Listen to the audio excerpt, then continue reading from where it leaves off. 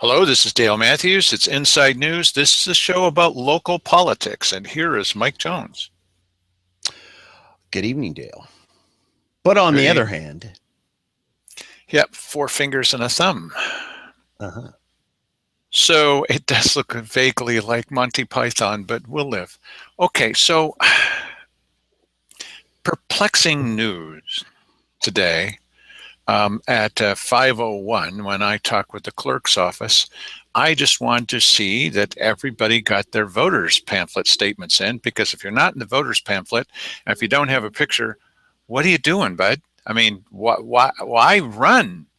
And so Shane Kristen, the fellow with the ponytail, gray hair ponytail, he was the one that was so emotional about marijuana at that meeting in the Ann Basker. He decided not to put in a picture. And here's a surprise. I think it's a surprise. Tony Webb didn't put anything in. Tony Webb. That's a lot of time and effort. That's funny. I don't really care.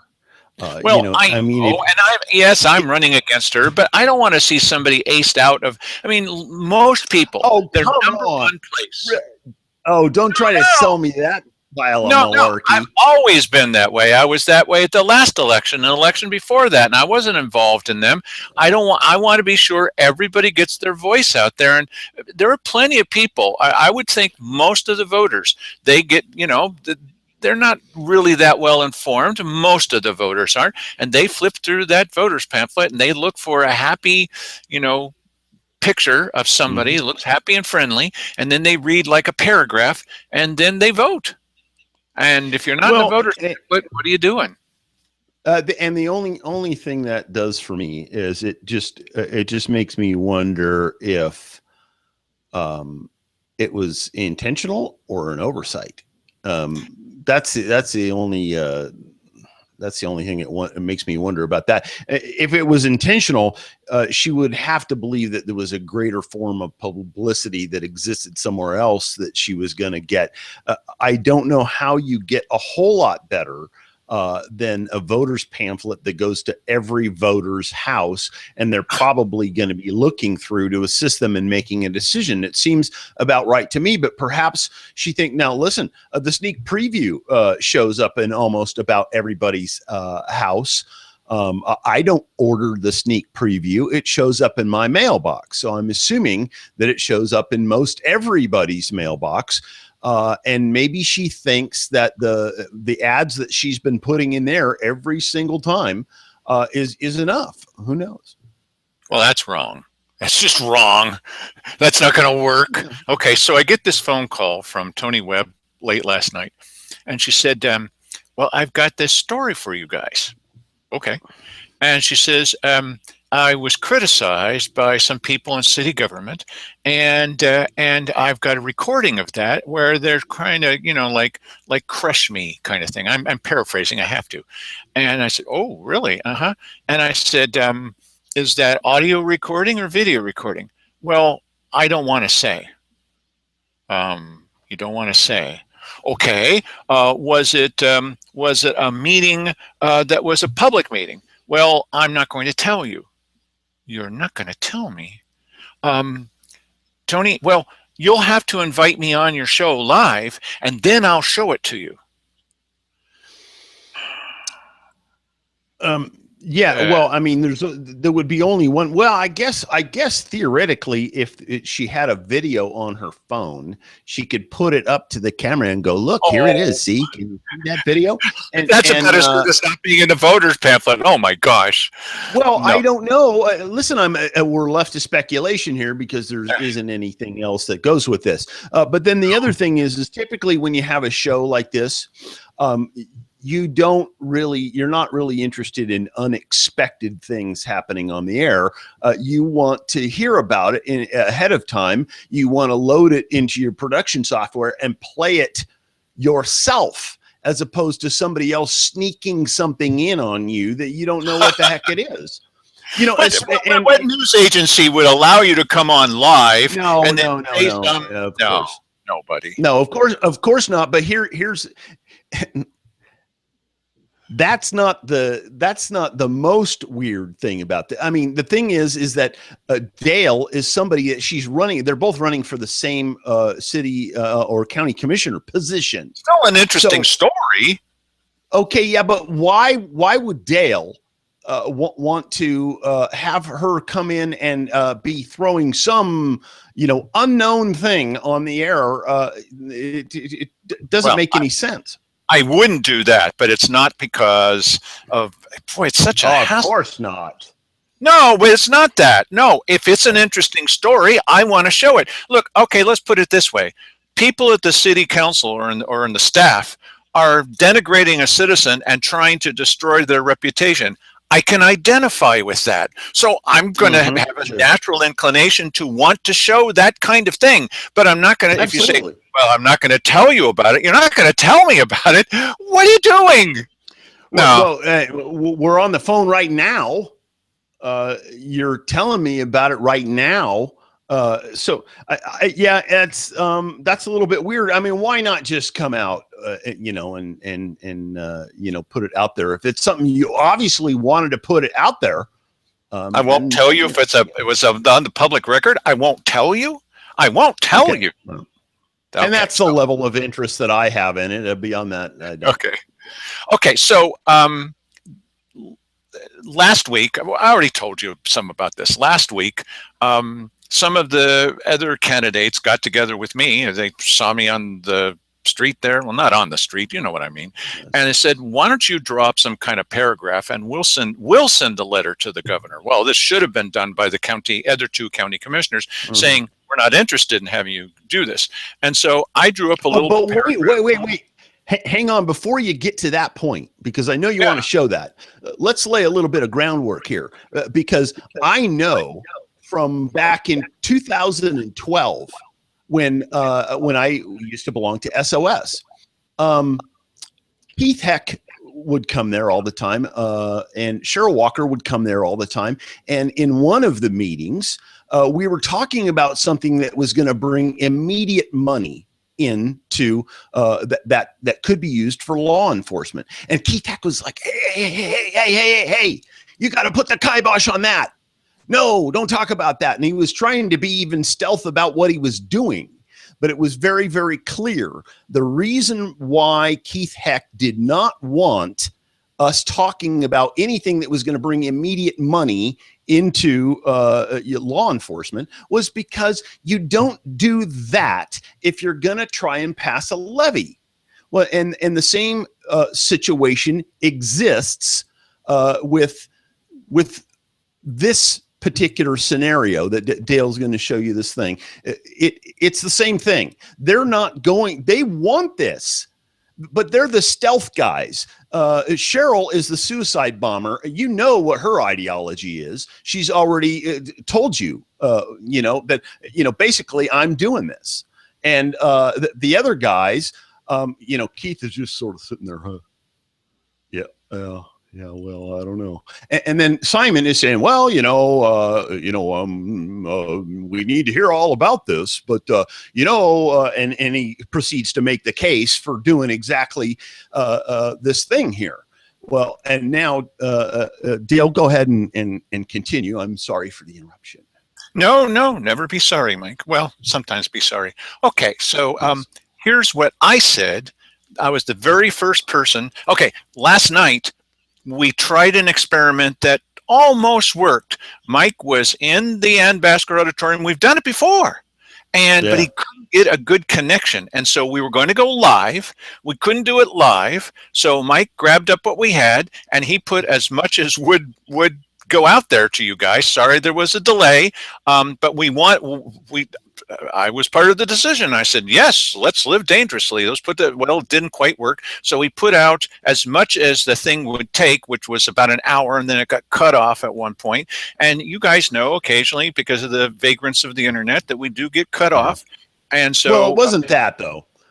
It's my production software crashed, and of course when that crashes, the stream dies, and that was it. So Well, okay. So sounds like rogue TMI, maybe. headers. Yeah.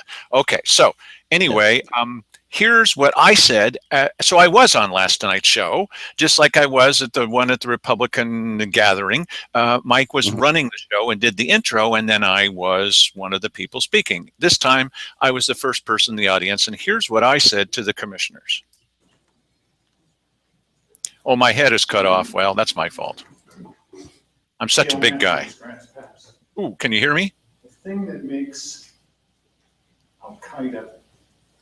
You can't hear me. Yeah. Shut up, Dale. Okay, hold on a second. I can hear you. Okay, well, I'm still going to make it a little bit louder. Sorry, everybody. Just a moment. Okay. Oh, you bring it up a little. I'm going to bring it up a little. Okay. Let's see if this makes it easier. I know there's people, I can't hear anything. They can hear us. They can't hear this. I don't know why. Okay, so this is going to happen occasionally. You're part of the production too. Okay, so stand by. Much better. Oh, yeah. Get your head cut off there, Dale. Dale Matthews, Grants Pass. The thing that makes Al-Qaeda fighters so hard to defeat is they don't care if they die. They just strap dynamite onto themselves and take out everybody.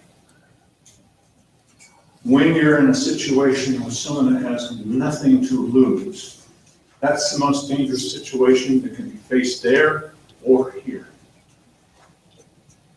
The citizens, the majority of citizens, have made it very clear what they want and what they don't want from taxes from their county commissioners, and they've shared that with you. Now we're in a situation where, as Cherryl Walker said in one of your little backroom meetings, she can call the governor down here on her own.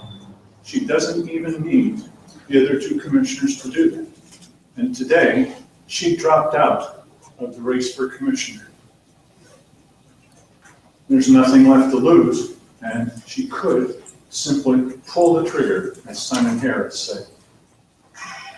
Now, last week, I was asked by several commissioner candidates out on the front steps here to put up a letter, the kind of letter that needs to be written by Keith Heck to the governor, the kind of letter that needs to be written by Simon Hare to the governor, because you can't just sit by and watch this happen.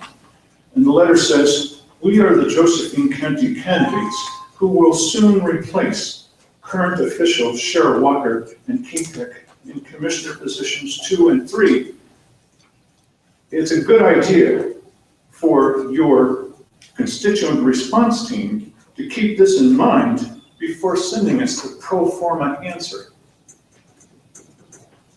From this list will come 2 new office holders. And while we don't agree on everything, there's one thing that we'd like to do, is send you a very clear message to the governor. None of us, signed below, want you to come in here with public safety fiscal emergency in Josephine County, and assigned by almost all of the candidates who are running for office. The ones that haven't signed, we're going to tell everybody that they decided not to sign. They refuse to sign. They just don't want to sign. You'll see today the number of people that have been invited here by SOS and by supporters of Cherryl Walker to try to show us that there's this groundswell of public opinion that's totally in favor of the governor taking over. It's a concerted effort to get people in here to do that. And I'm looking forward to seeing these people and capturing them on tape and hearing their names so we can make sure that everybody knows who they are as well.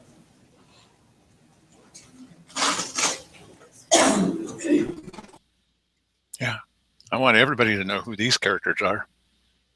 Some people found that amusing. Yeah. Well, some of the Cherryl supporters found it very amusing. This is the list.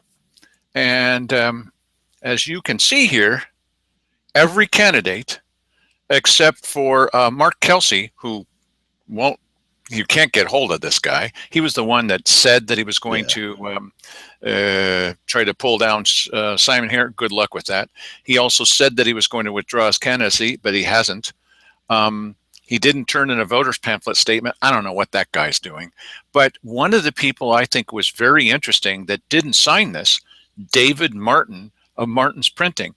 Martin is he's associated with the church where I used to go, Parkway Christian Center. Parkway Christian? Right, and that's remember the two pastors who were on that video where they were talking about how you need to obey authority. Well, the guy there, the head of Parkway Christian Center, was one of those two pastors. So anyway, okay. You know what? I don't think that I don't know. I have not been a regular churchgoer in my day, so I don't know if there's a groupthink thing that happens at these churches where we all do what our pastor tells us to. Maybe I don't know. I wouldn't necessarily make that jump.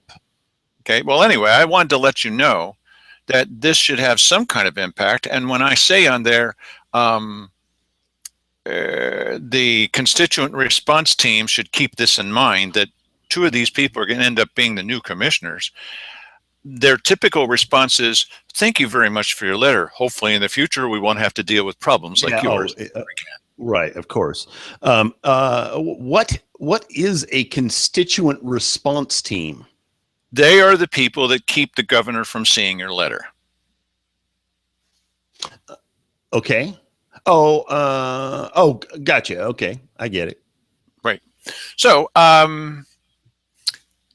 we're not the only ones reporting. We did this show yesterday, but also KOBI was there. And here's the KOBI version of what happened at last night's meeting. We, the people, must step up and ensure that public funding for public safety is there. And the governor does intervene. This will not be free money. There was no shortage of opinions at Wednesday's Josephine County Commissioners meeting. Majority of citizens have made it very clear what they want and what they don't want. The topic, once again, how to pay for the county's bootstrapped criminal justice system. Public safety has been a hot topic in our county because of the decline in funding. Back in 2012, when we had to cut a lot of the public safety force that we had, particularly the Sheriff's Department. This time, a new plan enlists the state's help through a 2013 law that matches funds raised by the county by issuing a public safety fiscal emergency in the county. A law made with Josephine County in mind, especially after incidents like this. 911 emergency. My ex-boyfriend is trying to break into my house. I'm not letting him in, but he's tried to break down the door and he's trying to break into one of the windows. With no available officers, a Josephine County woman was assaulted by her ex-boyfriend in 2013. Something Commissioner Cherryl Walker wants to make sure never happens again. Some of the policies have changed and we try to respond, but it just simply is not possible for our sheriff to respond in such a large county with a very limited amount of deputies he has. How to raise those funds, though, was hardly a consensus among the crowd. Oh, that's it. Okay, so I did talk with the news editor at one of the TV stations, and I said, "What do you think is going on here with, at the end of the meeting, a news person would only want to talk with the commissioners or only with officials? What about all those people that were there? Do people ever get to speak on camera about their facts and figures? I mean, just look at what Bill Hunker says." Yeah, what he said to me was, old habits die hard, and we're used to asking officials what they think. Yeah. Well, you know what? Hello. Are you feeling the flow? These news organizations, this is what makes that whole story was just ridiculous. It didn't tell you anything about what was going on there. I mean, literally nothing. You get little teeny snippets. You get a 1.5. Even what they had from Cherryl was not contiguous. There was no context to it. What is she talking about? Who knows? Bizarre way that they want to cover news, and I don't think ultimately long term that captures the news consumer. This is why in many cases people go to alternatives like the internet, and some of these local TV stations are going to have to get on the ball, and even local news here. In terms of local political news, nobody covers a slight sliver of what we cover on this show. Well, here's what the Daily Courier had to say. Okay, this was today's Daily Courier. And what they have to say is, critics, supporters weigh in on public safety bailout issue. This is by Sean Hall. There was no gavel pounding or shouting this time, but it was close. For the second time in a week, no, that's inaccurate. It wasn't the second time in a week, but whatever. People criticized the Josephine County Board of Commissioners for even thinking about asking the state for a public safety bailout. This time on Wednesday, while voices were raised and the audience murmured discontentedly at times, board chairwoman Cherryl Walker had to admonish only one speaker for attacking another speaker's reputation, and Commissioner Simon Hare reminded the crowd to be polite while others have the floor. And there was no reason for that either. No. He goes, I just want to interrupt and say that this is better than last week. I didn't even hear any discontented murmurs in this week's thing. Maybe there was during the interaction between Alan Ayer and the people who were kind of off the topic countering. Yeah, it was completely off. It had nothing to do with this particular topic at all. I don't think anybody.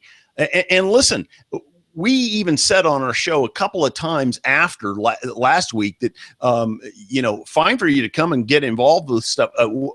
We aren't going to be a party to that type of behavior. That's okay. So anything else of substance? Yeah. Walker touched off the debate last week, according to the Courier, when she proposed the county seek to invoke a 2013 state law that allows the governor to declare a state of fiscal emergency for budget-strapped rural counties.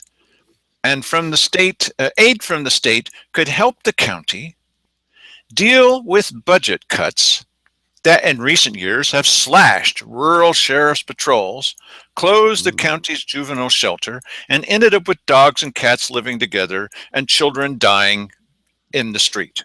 Well, not quite. That's not exactly what he said.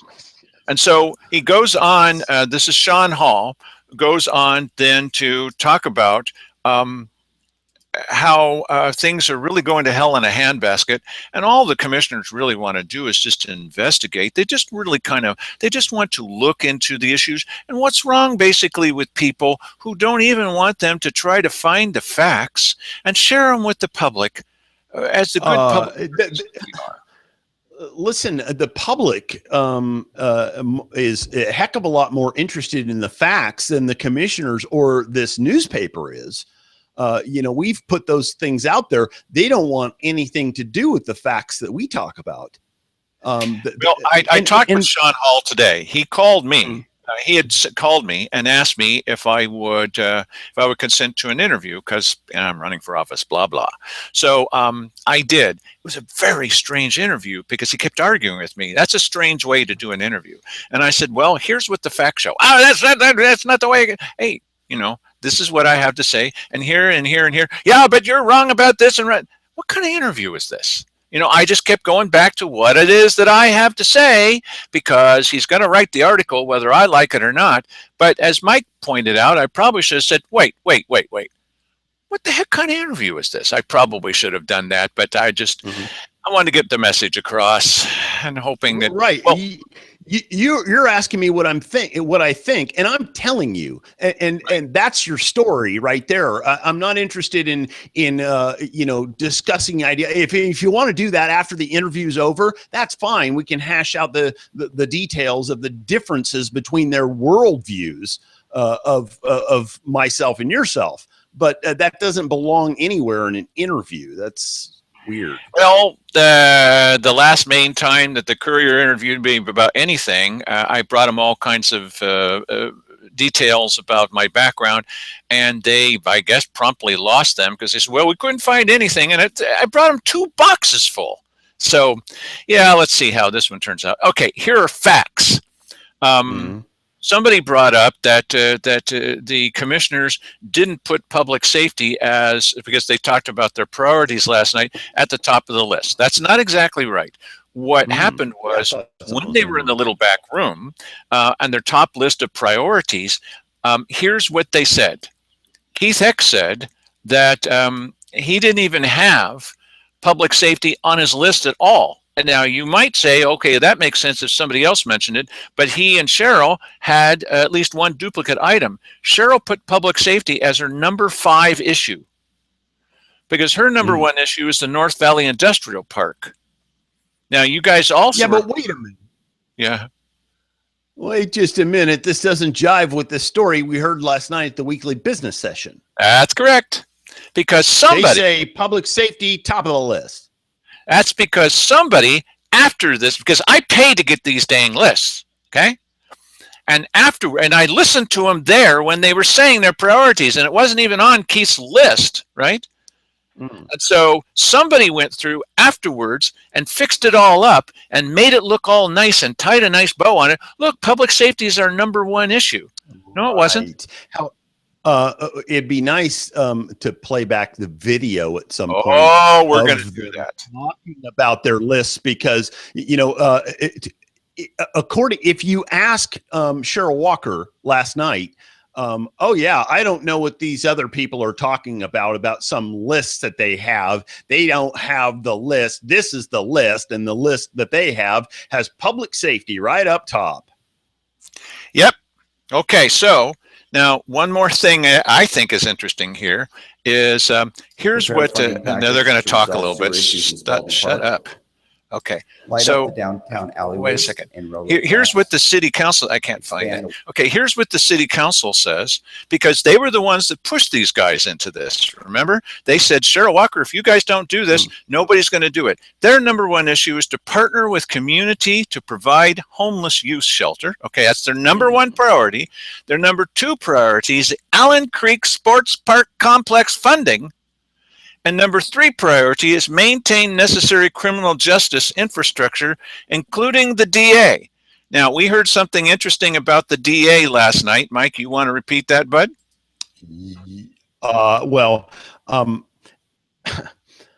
I could summarize it for you. I can't repeat it. Funding for the DA. No, I don't need that kind of cue, Dale. I know exactly what it is that you're referring to. It's just that reiterating it in the exact terms that Bill Hunker gave is going to be a little bit difficult. Now, there have been claims that we don't prosecute cases because the DA doesn't have funding. Well, apparently the DA is fully funded and is not interested in letting any criminals go. They're perfectly willing to prosecute them. And, to which the other side would just respond, yeah, but we don't have, the money to keep them in jail.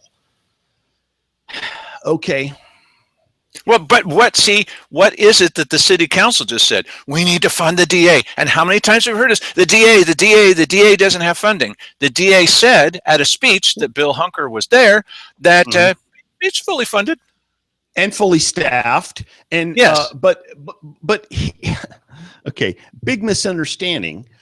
The state funds the DA's office, right? The county, and listen, in most counties, the DA is fully funded by the state. In this county, we supplement them 25% of their budget. Is that true? Is it 20 or 25? 20%. It's 20%. We bump them another 20% on top of that. Okay. So our DA's office is not hurting in the funding department. Medford me if I'm wrong. No. And as you guys remember, we said on the show, remember when Simon Hare, when the Medford police said this guy is guilty, it's in their official police report.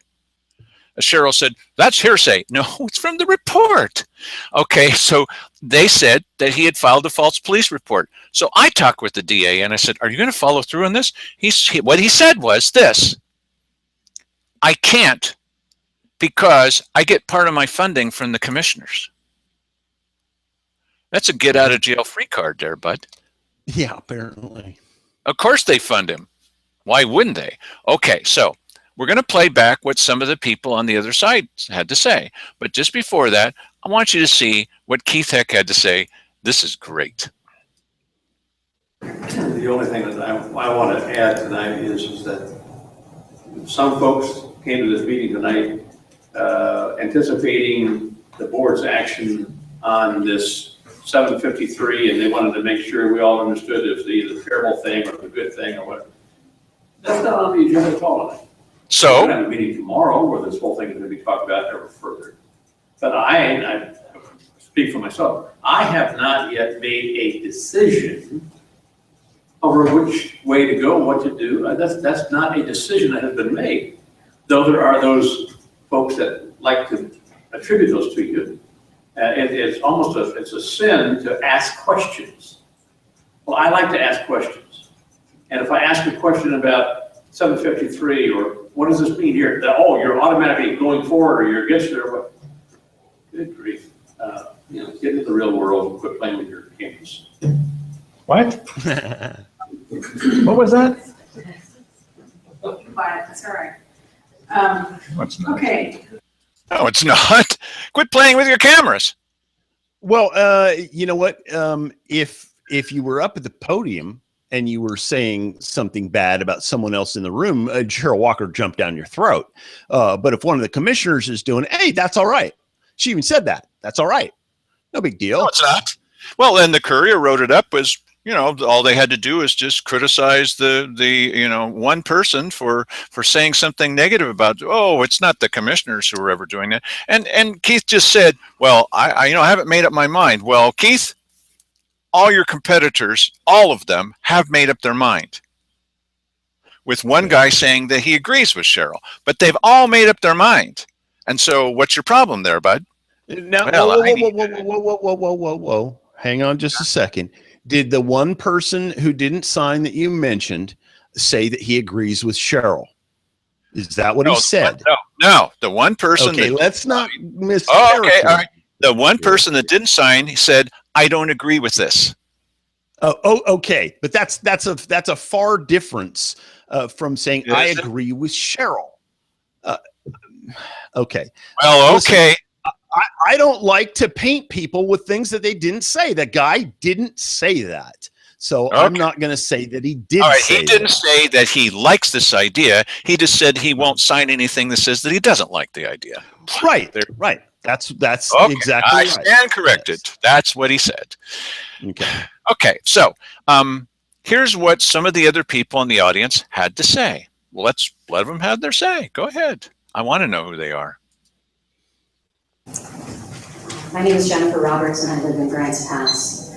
First, I'd like to thank the commissioners for your attention to what I do believe is a fiscal emergency, public safety fiscal emergency. And I urge you to ignore those critics who have the luxury of criticizing any decision you make without suggesting alternatives or being responsible for any outcomes the way that you are.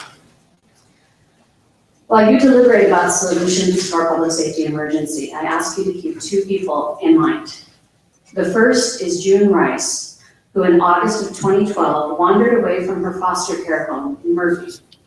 No sheriff's duties were on patrol because of budget cuts, and the ensuing confusion between 911 and the Oregon State Police meant that there was a 5-hour delay in her search. She was eventually found just 1 mile from her home with her electric scooter stuck in gravel. She had died of dehydration and stroke because we did not have enough money to fully fund the sheriff's office. The second person I urge you to keep in mind is the unnamed woman who called 911 when her ex-boyfriend was trying to enter her home. She was sure that her ex-boyfriend was going to kill her. The 911 operator told her that because of budget cuts, because we don't have a funded sheriff's office, there was nobody to send to help her. That woman was sexually assaulted and choked. I beg of you in these deliberations to remember our most vulnerable citizens, children and seniors, victims of domestic violence, the sick and the friendless, the hurting and the helpless. And I thank you for your time. Yes.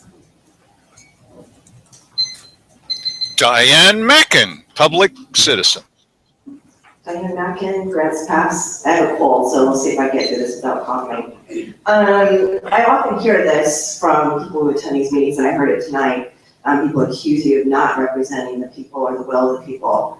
But you are. You have to represent everybody. Somebody else also stated the 48%.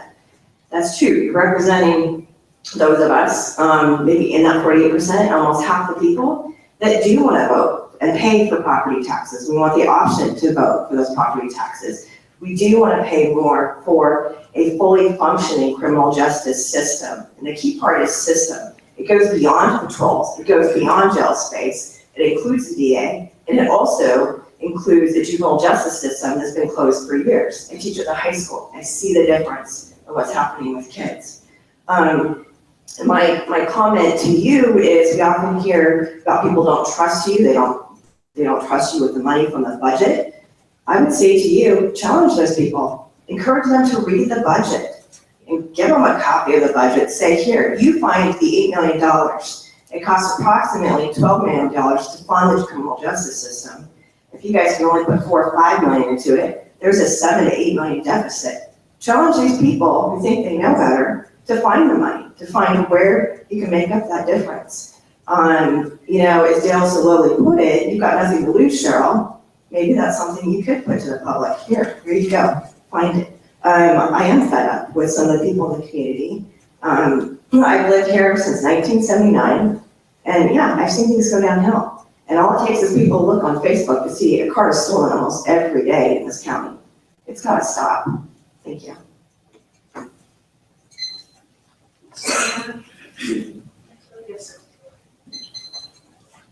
These are only the positive people, the ones that support this. David Smith, the other Smith in the room, I keep confused with Jones, from Colonial Valley, right over the ridge from the couple that were murdered last year. You heard the same vocal minority that speaks up at most of these meetings try to tell you that there's no crisis. That they believe they speak for the people, and when they speak for the people, they basically define the people as themselves. They would have you believe that the people have spoken out in the solid majority in favor of a system where there's no public safety, no funding for public safety, that we can all take care of ourselves. And what they neglect to tell you or remind you of, as you know perfectly well, is that the margins have been perilously close. In one case, just a couple hundred votes out of a population of 83,000 people. That's delegitimizing the rest of us. Our votes count. Now, as the county commission, as elected officials in this county, you have a responsibility to govern, even when the people refuse to be governed. Even when there's a vocal segment of the population that has essentially taken the rest of us hostage. They not only will not be governed, they won't allow others to govern. Wow. It's not just your responsibility, but your duty to do what needs to be done, to make the hard choices. Wow. I applaud you for your courage in bringing up this topic. I don't know what the right answer is. I'm just someone who lives here. But I have talked to dozens of people around this county, making short films about what's been happening, listening to the victims, listening to the law enforcement officers, public officials, school administrators, teachers, parents, dozens of people. I do not hear people saying that everyone here can take care of themselves. I hear people who have been at the wrong end of crime, who started out thinking, everything's fine. A lot of them didn't think there was a big deal until it happened to them. In a lot of cases, there are women who are staying with their abusers because they have no safe option. There are children who have nowhere to go except the homes where they're being sexually and physically abused because there's no shelter. There are school administrators who don't know how to keep their children safe during the school day because there's no one to call if something goes wrong. Things are not good. We have a murder rate In 2015, that was 2.7 times higher than that of Portland when you look at it on a per capita basis. Oh, come on. I was telling you that things are normal. Why not say It's time that? for us to do Say something anything. about this. I don't know how bad it has to get before this vocal minority that claims to represent the rest of us really believes that there's a problem. We'll really listen. Well, they keep winning elections, so, you know. No, they're a vocal minority. What's the matter with you? Says that things aren't good. The funny thing is, you don't call the law enforcement officers, crime looks like it goes down, right? Because if a tree falls in the woods and there's no one there to see it. What? It'll fall. Thank you for your attention. Okay, that dude is scary. That dude is scary. First of all, you know, we're the guys who are winning elections. Okay, we win. Listen, you know, he said just a few thousand votes or a few hundred votes or whatever in between the winners and the losers on the. Okay, well, Cherryl got in by 62 votes. She should just be magnanimous and give it up to Bob Just, for crying out loud. You know, I mean, if that's how we're going to start doing business, what is this? We are going to we are now going to start administrating property tax levies in some sort of an apportioned manner. Where, well, you know, 48% said yes, so we'll get 48% of that tax or something like that. I mean, no, you win, you win. You lose, you lose. And that's how it goes in this world. Well, you know, and they've often said, but this was only going to be the cost of I don't know why they keep picking on Dutch Brothers. Dutch Brothers Coffee. All right, brothers, if you're truly the 44% that voted for this, then all you need to do is give up 2 Dutch Brothers coffees, and you can pay it to the county. That's right. Yeah, that's a fantastic point. And Diane Mackin was saying, well, the 48% of it, they're using this a lot, by the way. I've heard, I mean, this must have gone out in some sort of a memo. It reminds me of how back in one of the campaigns in the mid 90s, all of a sudden the word gravitas showed up on somebody's newscast. And before you know it, they were all saying gravitas. You know, now no one ever says gravitas. So obviously the memo went out that, hey, it's 47 or 48%, because I've heard Dan DeYoung say this. Dan, you know, and he was immediately challenged. Sitting across the table from him was Raymond Smith saying, well, you know, if you won by just a couple of points, would you, you know, put it back to the voters? And of course, Dan DeYoung, no way. Well, then shut up. You know, that's stupid. It's a stupid argument. 48 sounds better. Well, why don't you just say 49.75? You know, why bother with the facts? Right. What it was this last time, I believe it was 44. Yes. Or 44 or 46 to 54%. You know, that's almost, you know, that's an 8 to 10 point spread somewhere in there. Okay, so that's not close. No, okay, that's so not get close. Off it. Okay, so here you are the squealing minority, is what you are. You know, and I don't want any law enforcement, and as they said, and I'm part of the minority, as they said, and why do we need the American system of government? Let's just do this kind of thing over my shoulder here, and we'll just declare martial law, and well, which will fit right in. And did you know, everybody, that the sheriff and Cherryl Walker, the two of them together, not just the sheriff and Cherryl Walker, have been coming up with brand new numbers to prove to you that the previous numbers were all bogus, because you're going to believe these new numbers, because these new numbers will show you what they want you to see. Wait a minute. Oh, and you're going to change the records? And speaking in numbers, these are the crimes per 1,000 population. Back in 2004, You had 206. Now listen, these numbers, they can say whatever they want about county numbers because nobody's answering the phone over there, but you can't say nothing about these. These are Grants Pass police. They're fully funded. They are answering the phone. They are logging everything down. Okay, so 206 back in 04, and if you've had it as low as 142, last year it was 175. This is about the same. Okay, this is actually a pretty flat line all the way across there. That not a whole lot's going on. They were fully funded. They are fully funded. They have remained fully funded. There's always a law enforcement levy in effect in Grants Pass. And you know, they can say whatever they want. I don't understand why someone who lives in the city of Grants Pass would come over there and say, oh yeah, bring the governor down on our heads, for crying out loud. That they're getting, and listen, some people on Facebook have been giving me guff about this. It is a 4-minute response time. That's the stat at OSP. If you got an argument with that, talk to them. It's not my problem. Okay. You know, they're getting generally pretty quick response times. They're getting pretty good service out of those people. And you are paying an extra $1 million a year to keep the people that are supposed to be causing most of the problems with you in jail. And what's that percentage? How much what's your of problem? The crime is in Grants Pass? How much of the crime is in Grants Pass? 86%. 86%. Okay.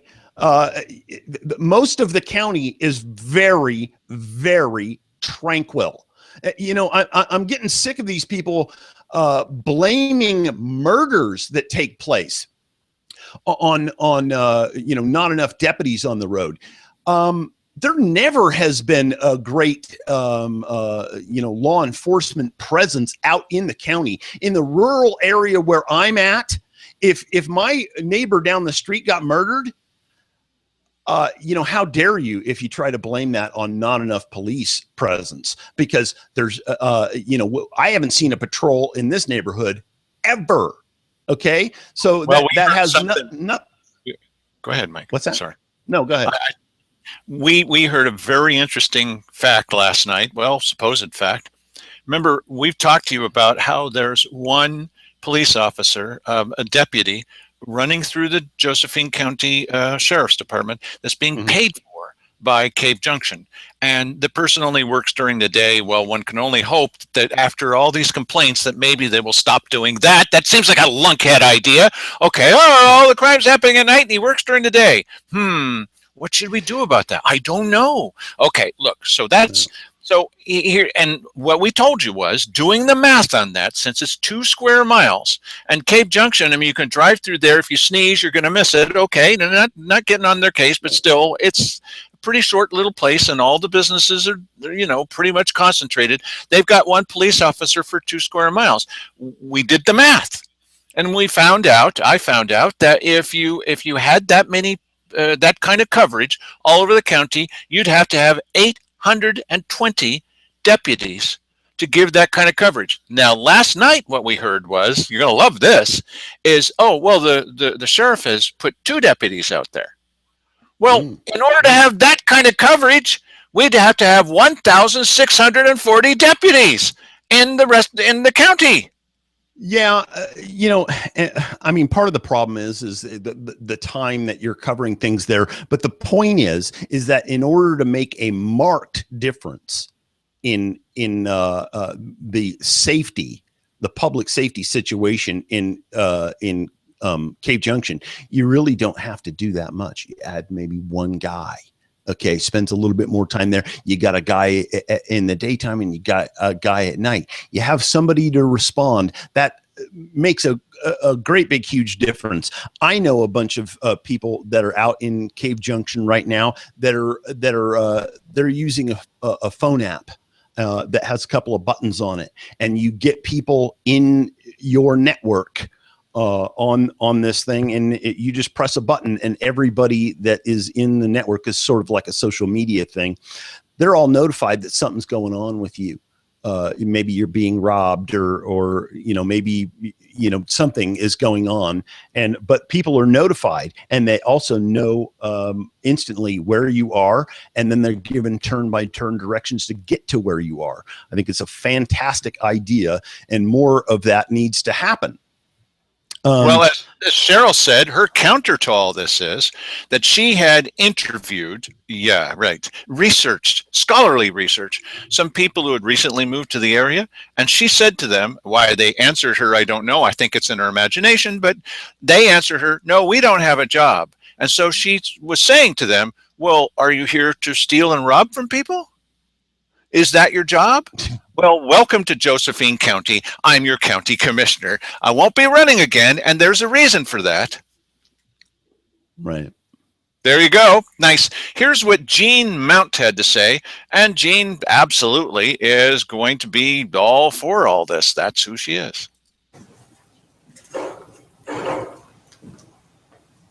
Sorry, I didn't see you first there, Jean. I'm kind of short, but I'm cold tonight too. Jean Mount, Grants Pass, Oregon.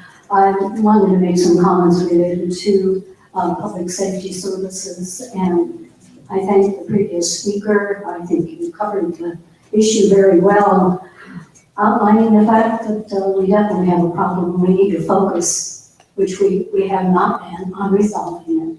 Really? And the commissioners are the leaders to do that. It is a difficult position, and it is. We're divided here. Oregon House Bill 3453 provides that the governor may proclaim a public safety fiscal emergency when fiscal conditions compromise the county's ability to provide a minimally adequate level of public services. So really, we need to be getting the data together to show that our services are not what they should be.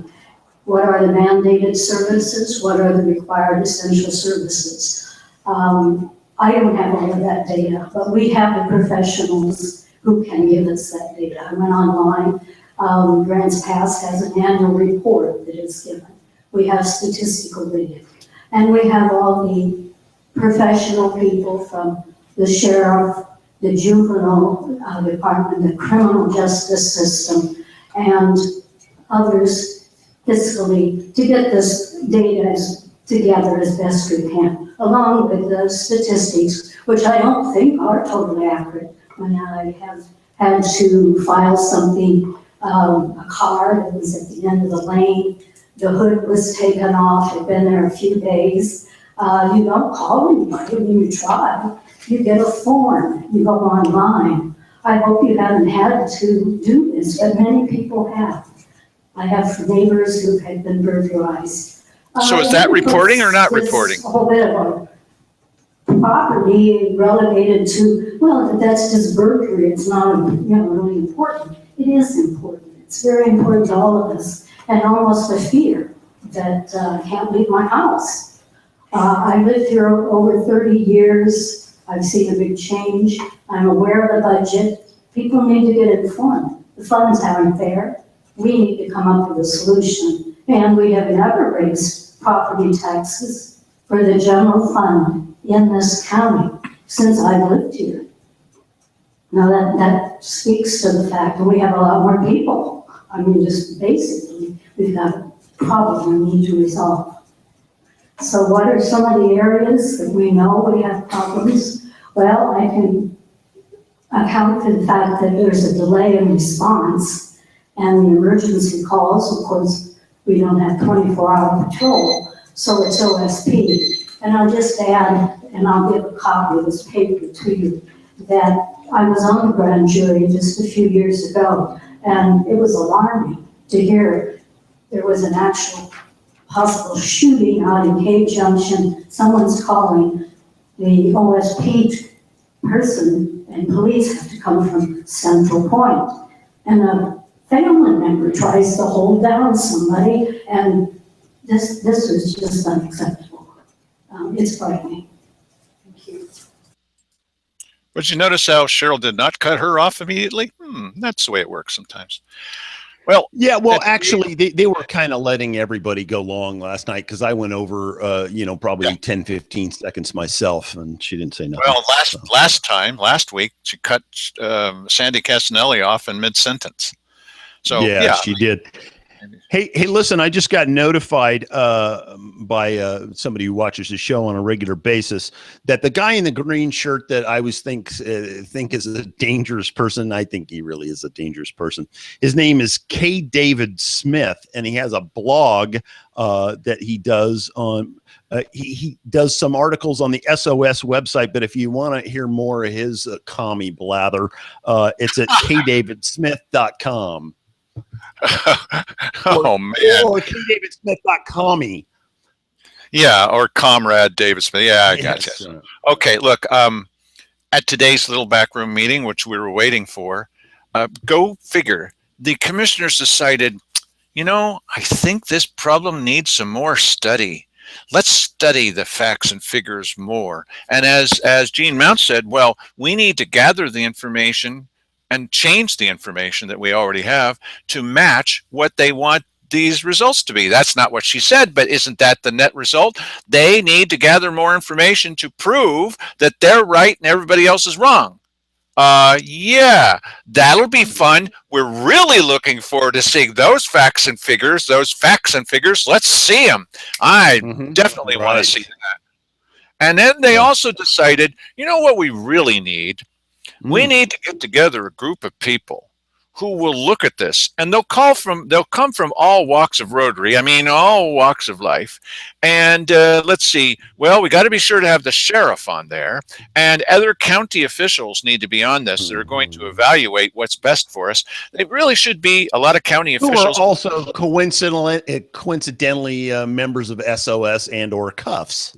Let's have some of the fire chief guys on there, maybe not all of the fire chief guys, but some of the fire chief, especially the ones that say it's an emergency situation. We're not even going to put out fires because there's, as I often say, dogs and cats living together. There's children bleeding out in the streets. We can't possibly even put out a fire because the situation is just now gotten to a point where you can't even drive through a place like Cave Junction, and people are pulling you out of your vehicle and pummeling you to death, as we all know, of course. That's a little bit of an exaggeration, but not much. So we're going to need to have a wide variety. And, the guy from the Courier is standing near me, and I said, why don't you just get a bunch of people from SOS and the Rotary Club? Certainly they ought to serve on such a committee. Yeah, it's going to be months and months and months, and meanwhile, they're not going to make any decision. Cherryl could send out that letter, but they're going to wait till the place isn't packed like it was this morning, and then they're going to quietly decide, yeah, the experts are telling us, and we're experts too, don't forget, we're also experts. Not those stupid people who always vote the wrong way. We're telling them what to do, and they refuse to do as they're told. Thank you, everybody. Now do what you're sold and watch the show tomorrow. Now do as you're told.